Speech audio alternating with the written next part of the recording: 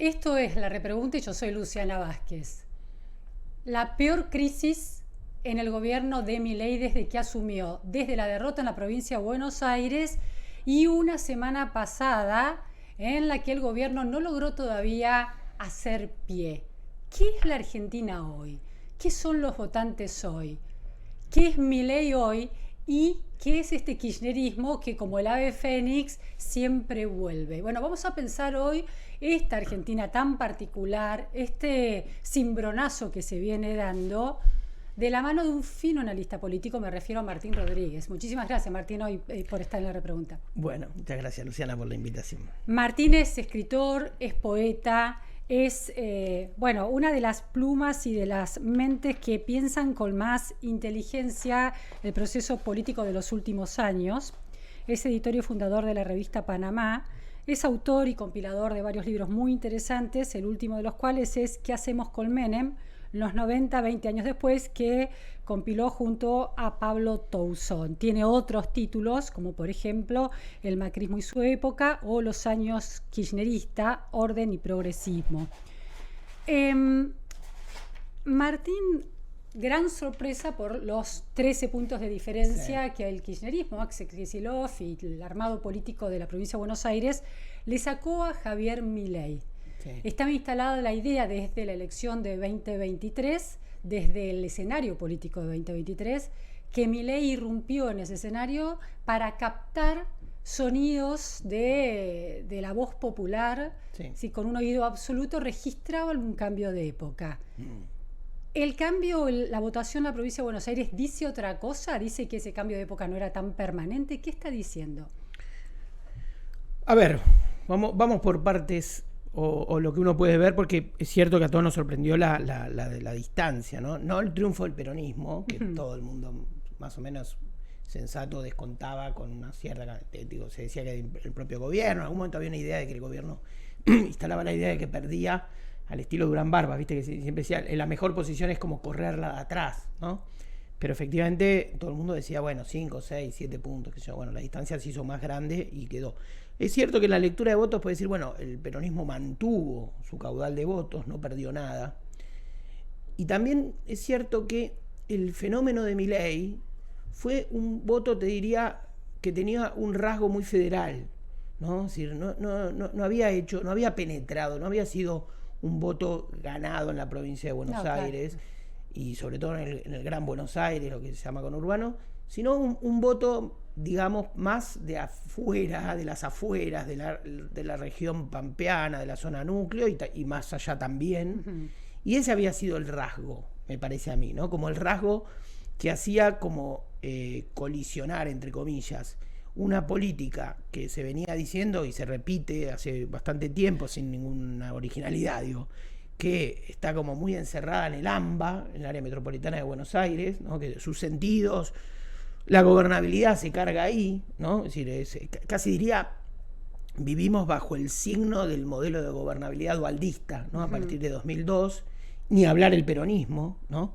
Porque la metamorfosis del kirchnerismo fue, de algún modo, venía de ser esa impronta patagónica, fría del sur, que tenía el pingüino, se decía, la pingüinera se decía, claro. ¿No? Con Kirchner, a transformarse en una fuerza bonaerense, ¿no? Es decir, es como sustituir el dualdismo, darle mayor vestido, si querés, ideológico, pero en los huesos, en la base, uno diría, persistía el modelo dualdista. Y en ese caso, como a su vez Macri lo había sido, porque Macri fue un fino lector del conflicto del campo, es decir, él vio su proyección nacional del conflicto del campo, claro. Y fue más cauto en la forma en que fue elaborando y amasando políticamente esa proyección, ¿no? Es decir, él en el mapa del conflicto vio su mapa electoral, ¿no? Es decir, el mapa verde de la soja vio el mapa amarillo de los votos. Finalmente su gobierno pasó lo que pasó, fracasó, y Milei recoge ese guante con, si querés, una nueva novedad de época que era el agotamiento de lo anterior. Es decir, yo me animaría a decir, en una especie de uso ilegal de la historia, pido perdón a los amigos historiadores, que los hay y muy buenos en este país, que vivimos como dos transiciones democráticas. La primera, la de Alfonsín, ¿no? Que tiene como distintas etapas. Con Alfonsín se constituye el Estado de Derecho, diría, con Menem la economía de mercado. Luego se implosiona en el 2001 y con Duhalde Kirchner nace una segunda transición democrática, ¿no? Es decir, incluso con el apoyo y con la parte que Alfonsín aporta en eso, sobre todo con Duhalde, ¿no? Y se restituye una segunda transición democrática. Dicho rápido, el gobierno de Milei o la irrupción de Milei parecería configurar como el fracaso de eso, ¿no? O el final de esa segunda transición. El Chino Navarro, un político a quien le tengo cariño personal, dice, la pregunta es si Milei es lo último de esa etapa, o es y él lo dice pensando que es lo último de esa etapa, y yo tendería a pensar lo mismo, que el nacimiento de un nuevo liderazgo que abre, que alumbra, ¿no? Como lo fue Alfonsín en su momento, y Menem en su momento, o Kirchner, ¿no? Ahora, Martín, hablas de la provincia de Buenos Aires y pones en ese escenario tratando de atraerlo, de seducirlo, tanto al kirchnerismo, en la línea de Duhalde, y también al macrismo. Ahora, la provincia de Buenos Aires que imaginan o que intentan representar esas dos fuerzas políticas, esos dos polos, es completamente distinto. Para el kirchnerismo es el conurbano bonaerense y para el macrismo fue los bonaerenses capitalistas de la zona núcleo. Claro. Milei parecía haber atravesado transversalmente esas distinciones de clases sociales y de ideologías en 2023, hasta que descubrimos hace una semana que se volvían a las fijaciones ideológicas anteriores. Entonces, gran debate, los conurbanenses, los habitantes vulnerables del conurbano bonaerense, ¿cómo votan? ¿No? No tienen cloacas y votan igual al peronismo que los gobierna hace 40 años. Es el leitmotiv de una reacción libertaria, por lo menos en algunas dirigentes y en alguna base de votantes. Entonces la pregunta es, ¿qué tienen los conurbanenses, los bonaerenses del conurbano profundo en la cabeza? Es decir, ¿cómo piensan la política? ¿Cuál es su relación con la política para que sostengan esta lealtad al peronismo? Te lo respondo en muchas líneas paralelas y te juro que trato de ser sintético. Dale, no. Primera cuestión. Llamativamente, la provincia de Buenos Aires viene eligiendo porteños para ser gobernadores, ¿no? Uno diría que en el mundo del Gran Buenos Aires las intendencias tienen un techo de cristal. Es decir, no hay un intendente, sobre todo del Gran Buenos Aires, ni de la tercera ni de la primera, que haya llegado a gobernador estrictamente, salvo Duhalde, en una época anterior a esta. Es decir, Duhalde era un dirigente yo diría, para hacer una transición semántica, más de un Gran Buenos Aires que de un conurbano, aunque él fue de algún modo el que primero lidió con la gobernabilidad del conurbano, porque se convirtió en un gran gobernador del conurbano. Y fue un gran gobernador de la provincia, ayudado por Menem, obviamente, con el famoso fondo del conurbano. Claro. ¿No? Bueno, y había una nube de dirigentes en torno a Duhalde que eran actores centrales de la política en esos años, ¿no? Exactamente. Y todos nacidos y criados ahí. Claro. A partir de ahí, uno diría, hubo bonaerenses importados, o en todo caso porteños exportados, ¿no? Porque la identidad bonaerense es más ambigua, ¿no? Porque aún cuando fijar domicilio en la provincia, o sea, estamos hablando de zonas que a lo mejor vistas desde el interior o de otras provincias parecen más distinguibles y después no son tan así. Pero uno diría Felipe Solá, diría Rucauf, diría María Eugenia Vidal, diría Scioli, diría Axel, son más porteños, ¿no? Entonces, el bonaerense, Alejate un poquito del micrófono. Dale. El bonaerense elige, uno diría, elige porteño. Está viendo una situación extraña en ese sentido, como, aun cuando yo distinguiría a Felipe Solá como un hombre, digamos, fino, con alguna pata vital y existencial en el campo, ¿no? Felipe tiene aura de estanciero. Las hectáreas. Pero conoce la provincia como nadie. Claro. O sea, es un placer para quienes hablan con él. Yo otro político a quien conozco y le tengo cariño, hablas con Felipe Solá y escuchás a alguien que conoce la provincia de Buenos Aires entera, profunda, ¿no? No solo conoce Moreno, sino que también conoce el interior productivo, en fin. Bueno, esa es una línea como interrogante, ¿no? ¿Qué eligen los bonaerenses? Finalmente eligen algo un poco externo, ¿no? Algo que viene como de afuera. Segunda cuestión, la política a efectos de la Constitución del 94 y luego en la implosión del sistema político en el 2001, algo así, uno diría, se reconstruyó sobre un bipartidismo entre bonaerenses y porteños, teniendo debajo esta especie de condición swinger donde los porteños son bonaerenses o los bonaerenses se hacen porteños, ¿no? Pero digamos, es estructura la política nacional como nunca, es decir, casi que diríamos, el kirchnerismo que se hizo bonaerense versus el macrismo, que es la gran fuerza porteña, son o fueron, digamos, las dos grandes columnas de la grieta. Y todo lo demás se acomodaba atrás, ¿no? Después, estas ideas tipo, gobiernan los mismos los 40 años, yo sé que para los antiperonistas se convierte en un leitmotiv fácil, ¿no? Y medio digerible. Hubo muchas transformaciones internas. Es decir, para mirar el péndulo político argentino, también estamos obligados a mirar el péndulo de los partidos políticos argentinos. Y hasta incluso el radicalismo, si no era lo mismo Sanz que Alfonsín.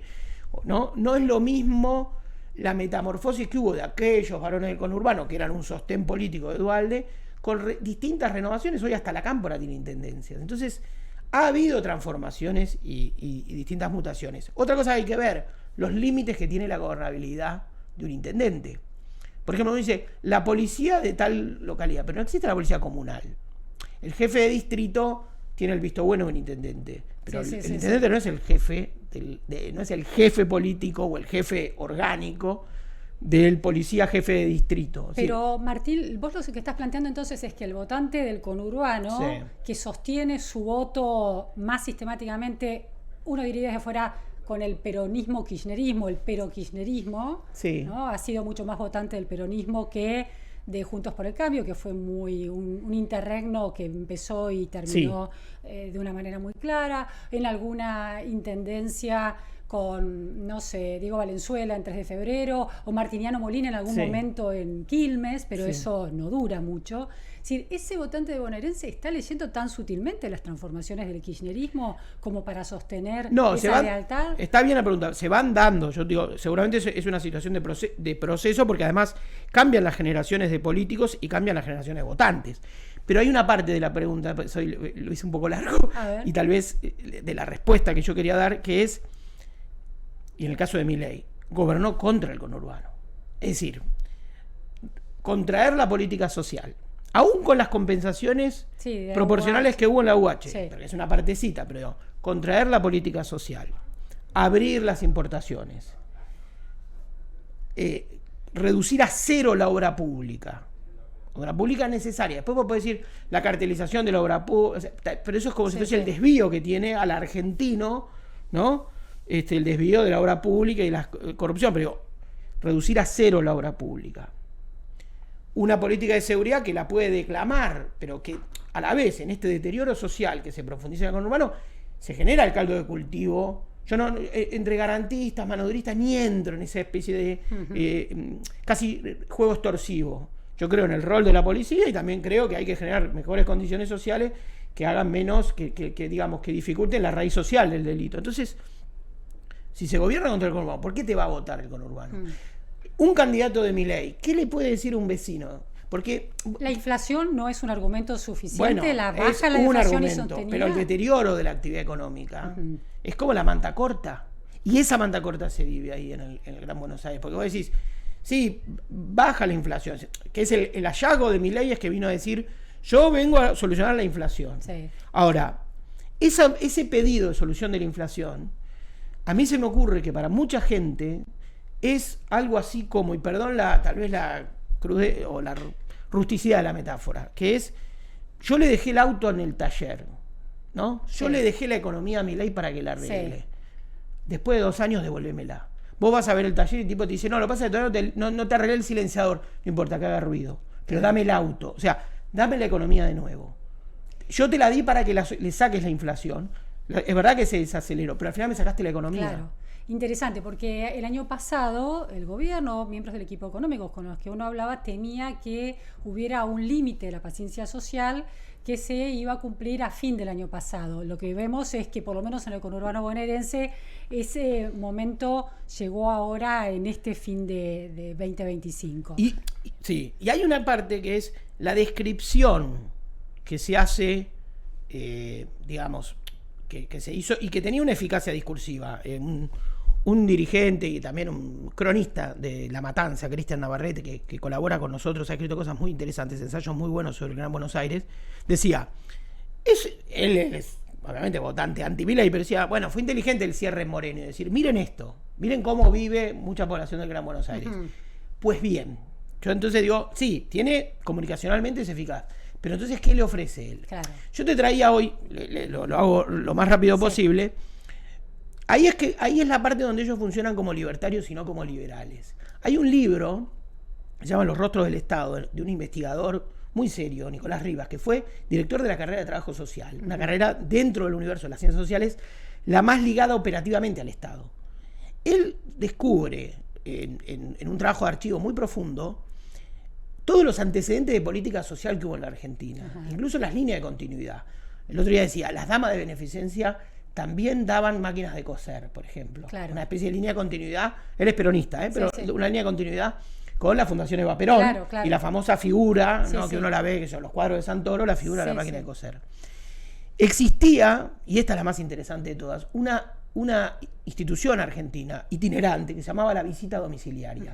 Imaginemos esa política dentro de la ciudad de Buenos Aires, imaginémosla en el desenlace del siglo XIX, en la época positivista del Estado argentino, una época de inspiración para Milei, y en un momento donde fronteras afuera se producía el corrimiento del indio y la unidad espacial de la Argentina con la conquista del desierto, y fronteras adentro una suerte de higienismo, ¿no? El Estado después de la fiebre amarilla. Claro. Entonces, existía la visita domiciliaria. Viendo las condiciones de vida de la gente en su hogar, exactamente. En su territorio. Había hasta para solucionarlas. Hasta en el famoso puente de los suspiros donde existía la prostitución. Es decir, y, digamos, todo eso era un registro, un informe social y medidas. Y vos podés decir, el Estado argentino, qué sé yo, el Instituto Bernasconi, por decir está en la ciudad de Buenos Aires, perdón la porteñidad, pero el Instituto Bernasconi, la Maternidad Sardá, es decir, que justo quedan en Parque Patricio, es un barrio muy hermoso. Digo, hay instituciones públicas que son además anteriores al peronismo. Entonces, ¿qué las creó? ¿No? Las creó un orden, el famoso, es decir, era también la Argentina del Centenario, que tenía mucha basura bajo la alfombra, metafóricamente, pero que también constituía, digamos, instituciones públicas. Entonces, vos podrías decir, Milei podría decir, para mí el desierto es el conurbano. Obviamente, su propuesta de transición económica es contra el conurbano, porque se inclina por otro sector, un sector de valor agregado, minería, petróleo, claro, está bien, provincias argentinas. Pero como hay que gobernar y como el principal límite para cualquier ajuste es la democracia argentina que se vota, también diría, bueno, vamos a hacer una cruzada civil. Y no lo hizo. Y lo podría haber hecho incluso inspirado en esa Argentina preperonista, que es, incluso para los que tenemos, digamos, los que formamos parte o tenemos una inspiración peronista, decimos, el peronismo es una consecuencia de esa Argentina, y no la Argentina una consecuencia del peronismo. Después podemos discutir los desvíos del peronismo, podemos discutir millones de cosas, pero digo, la Argentina es una gran tradición. Secuencia positiva, decís, de la Argentina potencia. De esa Argentina, o sea, no entra en contradicción. Es decir, yo tengo esa, sin entrar en un terreno difícil, viscoso, complejo y específico del debate historiográfico, que de hecho se ha entrado, y pobre, una historiadora como Camilo Perochena la ha ligado por demás, pero digo, hay una parte, digo, bueno, yo me gusta mirar una Argentina que tiene también momentos de continuidades, más que siempre estamos como anclados en las rupturas, y yo veo una Argentina de continuidades. De hecho, los nombres que le puso Perón a los ferrocarriles argentinos tienen una mirada de Estado, no le puso, ¿no? El gaucho Rivero o el indio Cafulcurá, ¿no? Puso Roca, puso Sarmiento, ¿no? Entonces, hay una idea de continuidad de Estado y hay una idea de instituciones públicas que es de la parte donde Milei se pierde, porque yo puedo entender, la Argentina tiene que reconstruir su comunidad de sentido, yo puedo entender que discutamos el misterio de la mujer, lo digo con respeto, o el misterio de lo que quieras, ¿no? Lo que no puedo entender es que discutamos el Garrahan. O sea, hay una parte de las necesidades vitales, no se discute, no se discute eso. Correte, Milei, no discutís con un chico autista, no o la universidad pública. O el tema de los discapacitados, de las personas con discapacidad. Que son, digo, que es una institución, el ANDI. Puede discutir cosas, pero quiero decir, fíjate que la universidad pública fue la primera reacción social que tuvo Milei y que tiene un sentido que realmente lo contradice. ¿Por qué? Porque es cierto que la Argentina de la movilidad social ascendente se terminó, es absolutamente cierto. Las universidades públicas, incluso las del Gran Buenos Aires y otras en la Argentina, ¿sabes qué son? Son instrumentos de la movilidad por mano propia. Es decir, son personas. Yo hablé con un primo hermano que trabaja en la planta de Volkswagen, que marchó junto a su gremio a la movilización de los universitarios. Él contaba, y junto a otros compañeros, los cursos, la penetración que tiene, por ejemplo, o los cruces que existen entre universidades y sindicatos o empresas. Claro. Es decir, eso es como un tejido que tiene que ver con Sí, es un instrumento agregar valor a tu liberal, propia vida. liberal Exacto. del propio destino, ¿no? De manejar su propio destino. Es decir, la educación libertaria a Milei le impidió la educación liberal, pareciera. Y lo digo sin sorna ni superioridad moral, porque Milei planteó un problema que la Argentina tenía roto, que era lo de la inflación, que era la ruptura de la vida cotidiana. Ahora, Axel Kicillof, después del domingo, en esos días posteriores al resultado electoral, se convirtió en la lectura política como el candidateable para 2027 y la figura que puede representar, según algunos, un final del kirchnerismo tal como lo conocemos y la apertura hacia el inicio de una nueva etapa del pero-kirchnerismo, del peronismo, la categoría que quiera llamar. Ahora, 2 días después de ese triunfo electoral, donde empezaba a instalarse la idea de un Axel moderado, si eso es posible, planteó un ingresos brutos del 3% para las billeteras virtuales en la provincia de Buenos Aires. Entonces digo, ¿Axel Kicillof es la renovación o es una continuidad de lo mismo? Axel Kicillof es la consecuencia, como otros políticos, te diría, como Patricia Bullrich, aliada a Milei, la consecuencia de 2 dirigentes que no han hecho otra cosa que obturar cualquier posibilidad de renovación, ¿no?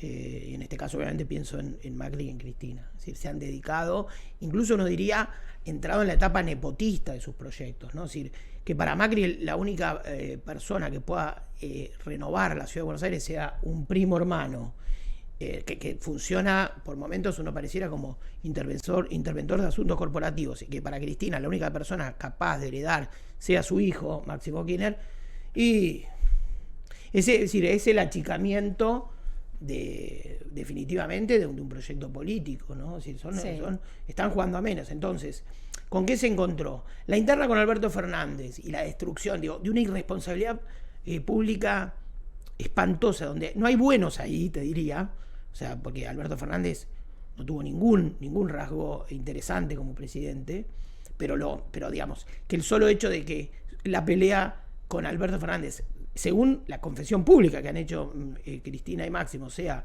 porque él quiso frenar la corrida cambiaria y adscribió al dólar que había quedado en 60, no me acuerdo en cuándo, habla de un nivel, es decir, ahí decís, ¿cómo no va a ponerse de moda la palabra casta si la acusación contra un presidente electo, contra un aparentemente presidente electo, porque creo que había ganado las PASO recién, pero no sé yo, fuera que quiere frenar lo que puede ser una devaluación en la Argentina con las consecuencias inflacionarias en el bolsillo de los más vulnerables, digo. Sí, una puja de poder había ahí, claro. La prioridad es la puja de poder. Pero bueno, con Alberto supongamos que durante ese gobierno, más las macanas de un tipo, digamos, de características mezquinas como Alberto Fernández, que hacía la suya sin construir su liderazgo, claro, que ese es el problema, porque Néstor Kirchner también hizo la suya, pero construyó un liderazgo. Menem hizo la suya, Dualde hizo la suya, pero construyó un liderazgo. Esto era hacer la suya y nada más, era como me llevo el gobierno a mi casa, ¿no? Sí. El dueño de la pelota que pincha la pelota. Bueno, pero digo, en ese momento, vos decís, tenía un vestido ideológico aquello, por lo menos. Era claro que no pensaban lo mismo de 3 o 4 temas, o 5 temas. Ahora, con Axel Kicillof, se da una particularidad, y es que aparece al desnudo. Aparece el intento de frenar cualquier renovación, incluso la de alguien que fuera, como Axel Kicillof, portador más puro de la ideología kirchnerista. Porque, déjame decir, por eso lo conozco bastante, que luego de la muerte de Néstor Kirchner, donde en la sociedad política entre Néstor y Cristina, seguramente funcionaba en Cristina más en la dimensión institucional y en Néstor Kirchner la dimensión económica. Todo el mundo decía, hasta Caballo decía, es un fiscalista, ¿no? Bueno, luego Cristina, de algún modo, se arma una dispersión de la mentalidad económica que finalmente organiza Axel. En un momento, la política económica la discutía Guillermo Moreno, Marcó del Pont, Guido Lorenzino, ¿no? Axel Kicillof y Echegaray en la FIP. O sea, de los 5 lo armabas un ciudadano. Ahora, en un momento, Axel Kicillof gana esa interna, lo reconoce el propio Moreno, y la gana y se convierte durante un largo tiempo en el hombre que le organiza la mentalidad económica a Cristina. Uno diría con ida y vuelta, probablemente, porque tampoco Cristina ni es sumisa, ni es una persona influenciable. Pero quiero decir, pero sí es el tipo que argumenta tan así, y esto duró hasta tanto, que en la presidencia del Frente de Todos, Martín Guzmán, cuando vos veías una foto de Guzmán con Axel Kicillof, estabas viendo dos cosas a la vez. Estabas viendo el gobernador de la principal provincia en términos demográficos argentinos visitando al ministro de Economía, y estabas viendo de algún modo el auditor de la gestión de Guzmán. Claro. O sea, vos veías las dos cosas. Claro, ¿enviado por quién? Entonces, ahora, pero por eso, entonces digo, claramente fue muy astuto Axel Kicillof y los armadores de la elección bonaerense del lado del kirchnerismo en provincializarla o volverla súper local para que movieran los intendentes, nacionalizar el lema, frenar a Milei para que no se hiciera un escrutinio de la gestión de Kicillof, que tiene puntos muy cuestionables. Entonces, en esos dos ángulos que manejó, dimensiones que manejó, lo super local con lo super nacional, fue una estrategia realmente que lo protegió por todos lados, en términos de votos y en términos de exposición de su agenda, ¿no? Sí.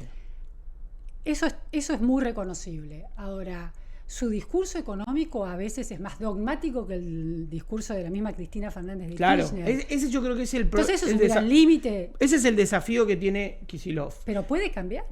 Bueno, sí. Desafío sería nacer de nuevo. Toda presidencia es un cambio. Ningún presidente tenía escrita la hoja de ruta. Ninguno. Menem era un peronista tatuado por la historia.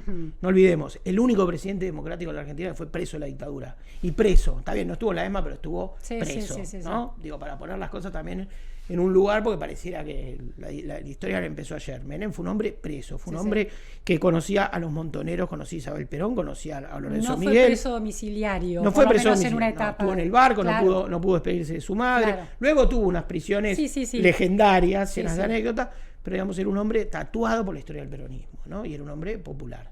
Pero digo, nadie podía prever en 1988, ni él, porque el mundo cambió, que iba a tener el giro liberal. Nadie podía, digamos, el desconocimiento sobre Kirchner era la virtud de Kirchner en 2003, y es cierto que él podía tener, y quienes leíamos los diarios o estábamos cercanos a muchas fuerzas políticas, entendíamos quién era Kirchner. No era el más menemista de los gobernadores, pero tampoco se advertía lo que podía hacer, y de hecho el mundo le cambió. Si son dos momentos, dos presidencias que alumbran en un mundo distinto. Uno diría, bueno, ¿qué puede pasar? Si eso fuese una ley histórica, diría, podría haber un giro más pragmático, más abierto, no lo sé. Lo que sí está claro es que el ordenamiento político digamos, en los últimos años del kirchnerismo, es decir, el liderazgo de Cristina solo puede alumbrar o solo puede producir un liderazgo contra ella. Y te lo quiero decir en estos términos. Cuando Alberto Fernández lo acorralaban, le decían, tenés que hacer una demostración de poder, agarrar la lapicera, era una situación que solo puede ser descrita por la psicología, que era el doble vínculo, que es un momento en el cual a alguien lo colocas en un lugar paradójico. Si yo te digo a vos, Luciana, sé espontánea, ¿no? Entonces, no sé, es espontáneo a propósito. Entonces decía, no es una decisión ser exacto, entonces yo te digo, tomá el poder. Se parecía a cuando Grondona le dijo de la Rúa, tiene que ser más firme, ¿viste? Y la Rúa dijo, golpeó la mesa y dijo, eso, ¿no? Entonces le decían, tenés que ser. ¿En qué lugar lo colocaban Alberto Fernández? En el único lugar de producción de poder, que era contra Cristina. Bueno, el caso de Kicillof, con todas las gestualidades que también tienen naturalmente humillantes, ¿no? Donde hay retos públicos, donde te marcan la cancha, donde no ahorran, ¿no? Es decir, uno diría, por ejemplo, un hombre tan duro como Menem y tan conductor político y tan elegante en las formas, ¿no? Si Menem podían estar asesinando. Era afable públicamente. Menem brindaba con vos con champán y estaban asesinando a tu esposa. Menem era un hombre, ¿no? Bueno, en ese caso, entonces digo, ¿en qué lugar lo colocan a Kicillof? En el lugar en el que solo puede construir su poder contra, diríamos, el politburó cristinista, contra la cámpora. Entonces, esa consecuencia política, y atendiendo tu pregunta, ¿puede generar un efecto dominó? Llámese, que igual existen las conversaciones, pero que él diga, levante el teléfono y diga, Puyaro, ya llora, muchachos, nos juntamos a hablar y a pensar algo distinto, porque además para romper un poco el ambacentrismo, bueno, puede ocurrir, podría ocurrir, no lo sé, pero te diría que... ¿A qué costo, no? También si puede garantizar que el caudal que lo acompañó en las últimas elecciones permanece si él se corta más solo, ¿no? Nosotros, el otro día, hoy te recomendaba fuera de esto, el artículo de Alejandro Galeano, que tiene un montón de virtudes y originalidades, tal vez cito la parte quizá menos original, pero que él hace hincapié y organiza su argumento, que es, desde 1975 en la Argentina no hay una economía. Entonces, un peronismo en esta versión con una pura pulsión distributiva, que solo está imaginando cómo subir impuestos, es un peronismo que no funciona. Es decir, la Argentina necesita una dimensión productiva. Sí, sí, sí. El peronismo tiene que volver a ser un partido nacional. Productiva y racional, digo, porque también una de las declaraciones de Kicillof en los últimos meses comparaba la deuda de la Argentina con la deuda de Estados Unidos y planteaba como que, bueno, Estados Unidos también tiene deuda, pero también tiene dólares, ¿no? La Argentina no. Entonces, claro, hay una minimización de ciertas variables macroeconómicas que siempre son preocupantes. Exacto. En el kirchnerismo. La máquina de emitir los dólares, ¿no? Claro. Por eso. Vayamos a Milei. Dale. Un actor clave de esta semana, porque concentró la responsabilidad de la derrota, es Karina Milei, ¿no? La idea del modo en que armó las distintas alianzas a lo largo de la Argentina y muy específicamente en la provincia de Buenos Aires, con pareja, con los Menem tallando fuerte y dejando afuera o minimizando el aporte de PRO, de ese aliados muy sumiso, pero que podría haber aportado mucho más, la dejó muy expuesta. ¿Cómo ves esa figura tan particular? Hubo una crítica muy dura de Monzó, planteando que como una persona que se dedica a vender tortas puede estar conduciendo el armado político y ser la secretaria general de la presidencia. Bueno, ¿Qué dice de nuestras élites? ¿Qué dice de la política? Vamos por partes, ¿no? También, a mí me parece que la crítica desde el profesionalismo político no me gusta. O sea, entiendo a Monzó, sé que es un hombre, incluso ha sido reconocido por el Papa como un gran, un hombre que tendía a construir puentes entre la política, es un hombre negociador, pacífico, qué sé yo, tiene virtudes como político profesional. Pero venimos del fracaso de la política profesional. ¿O qué era Alberto Fernández sin un político profesional? ¿O qué era Sergio Massa sin un político profesional? ¿No? Y a su modo, ¿qué era Cristina sin una política profesional? Y finalmente Macri, que se convirtió en un político profesional, porque además Macri nació, se levantaba para ir al baño y encontraba la política en el living, ¿no? Porque el padre tenía un sistema de amistades políticos que fue con lo que también construyó una fortuna, bueno, en fin, lo que construyó el macrismo. Entonces, pero, a mí me da la sensación de que está bien, pero fanfarronear desde la política profesional no me gusta.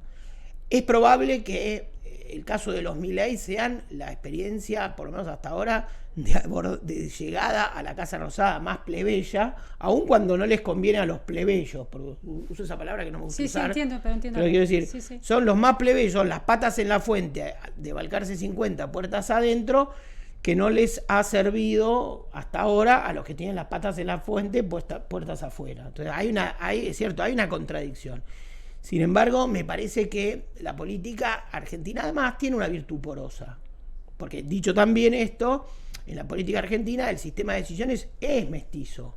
Es decir, cuando se habla del bandorismo, por ejemplo, en términos peyorativos, incluso dentro del peronismo, se está hablando de la consumación del poder de Perón, que es colocar una silla en la mesa del poder de los sindicatos argentinos. Uh-huh. Incluso, yo te diría, recuerdo una de las casi de las chicaras más racistas que tenía el cristianismo contra el movimiento Evita, cuando Macri sentaba y decía, el movimiento Carolina.